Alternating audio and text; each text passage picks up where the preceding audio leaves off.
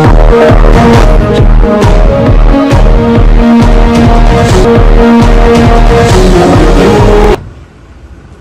KRS daily 3,500 water Tamil Nadu को लिए देने को बोला था, वो हमारा पास पानी नहीं है अभी। वो ड्रिंकिंग वाटर का प्रॉब्लम कर्नाटक को है, अभी तमिलनाडु को छोड़े तो बहुत तकलीफ होता है।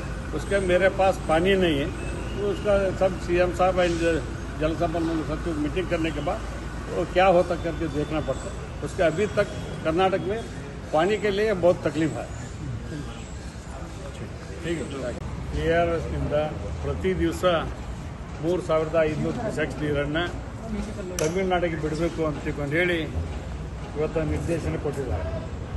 ಈಗಾಗಲೇ ಮಾನ್ಯ ಮುಖ್ಯಮಂತ್ರಿಗಳು ಸಂಬಂಧಪಟ್ಟಂಥ ಜಲಸಂಪನ್ಮೂಲ ಸಚಿವರಂತ ರಾಮಲಿಂಗಾರೆಡ್ಡಿ ಸಾಹೇಬರು ಅದರ ಬಗ್ಗೆ ರಿಯಾಕ್ಟ್ ಕೂಡ ಮಾಡಿದ್ದಾರೆ। ನಾನು ತಮಿಳುನಾಡಿಗೆ ಕಳೆದ 30 ವರ್ಷದಿಂದ ನೋಡ್ಕೊತಾ ಬರ್ತಾರೆ, ಯಾವಾಗ ಕರ್ನಾಟಕದಲ್ಲಿ ಜಲಾಶಯದಲ್ಲಿ ನೀರು ಇರೋದಿಲ್ಲ ಆವಾಗ ನಮಗೊಂದು ಪರೀಕ್ಷೆ ಕಾಲ ಬರುತ್ತೆ, ನಾವು ಹೆಚ್ಚು ನೀರು ಬಿಟ್ಟಾಗ ಅದನ್ನು ಲೆಕ್ಕಕ್ಕೆ ತಗೊಳ್ಳೋದಿಲ್ಲ। ಇವತ್ತು ಹವಾಮಾನ ಇಲಾಖೆ ವರದಿ ಪ್ರಕಾರ ಇವತ್ತು ನಮಗಿರ್ತಕ್ಕಂಥ ಮಾಹಿತಿ ಕುಡಿ ನೀರಿಗೂ ಕೂಡ ತೊಂದರೆ ಇದೆ, ಮತ್ತು ನಮ್ಮಲ್ಲೇ ನೀರಿಲ್ಲ, ನೀರು ಬಿಟ್ಟರೆ ಏನಾಗಬೇಕು ಅನ್ನೋದು ಜನರು ಮತ್ತು ಕನ್ನಡ ಪರ ಸಂಘಟನೆಗಳು ರೈತರು ಕೂಡ ಎಲ್ಲ ಹೋರಾಟ ಮಾಡ್ತಕ್ಕಂಥದ್ದು ನಾವು ನೋಡ್ತಾ ಇದ್ದೇವೆ। ಅದಕ್ಕೆ ಇವತ್ತು ನಮ್ಮಲ್ಲೇ ನೀರು ಇಲ್ಲದಕ್ಕೆ ಏನು ಮಾಡ್ಬೇಕು ಅನ್ನೋದ್ರ ಬಗ್ಗೆ ಈಗಾಗಲೇ ಮುಖ್ಯಮಂತ್ರಿಗಳು ತೀರ್ಮಾನ ತೆಗೆದುಕೊಳ್ತಿರ್ತಾರೆ। ಇವತ್ತು ಸಚಿವರು ಕೂಡ ಸಭೆಯನ್ನು ಕರೆದಾರೆ।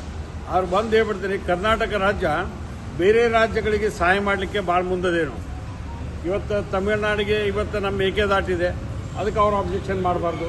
ನಮ್ಮ ಮಹದಾಯಿ ವ್ಯವಸ್ಥೆ ಇದೆ, ಕಳಸಾ ಬಂಡೂರಿದು, ಅದಕ್ಕೆ ಗೋವಾದವ್ರು ತಕರಾರು ಮಾಡೋದು। ಒಂದು ರಾಜ್ಯ ಒಂದಕ್ಕೊಂದು ಹೊಂದಾಣಿಕೆ ಇದ್ದಾಗ ಸಾಧ್ಯ ಐತಿ। ಕರ್ನಾಟಕಕ್ಕೆ ನಾವು ಆಂಧ್ರಕ್ಕೆ ನೀರು ಬೇಕಾದಾಗ ಬಿಡ್ತೀವಿ, ಮಹಾರಾಷ್ಟ್ರಕ್ಕೆ ಬೇಕಾದಾಗ ಬಿಡ್ತೀವಿ, ಎಲ್ಲ ಕಡೆ ಬಿಡ್ತೀವಿ, ನಮಗೆ ಬೇಕಾದಾಗ ಯಾರೂ ಬಿಡೋದಿಲ್ಲ। ಅದಕ್ಕೆ ಇದೊಂದು ಗಂಭೀರವಾದಂಥ ಸಮಸ್ಯೆ ಐತಿ।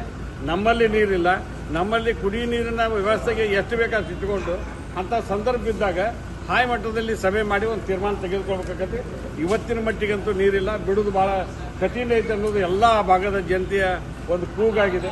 ಅದಕ್ಕೆ ನಮ್ಮಲ್ಲೇ ನೀರಿಲ್ದಾಗ ಹೆಂಗೆ ಬಿಡಬೇಕು ಅನ್ನೋದು ದೊಡ್ಡ ಚರ್ಚೆ ನಡೀತಕ್ಕಂಥದ್ದು, ರೈತರ ಹೋರಾಟಕ್ಕೆ ಸ್ಪಂದನೆ ಮಾಡ್ತಕ್ಕಂಥದ್ದು ನಮ್ಮ ಕರ್ತವ್ಯ ಅನ್ನುವಂಥ ಹೇಳಿಕೆ ಬಯಸ್ತೇವೆ।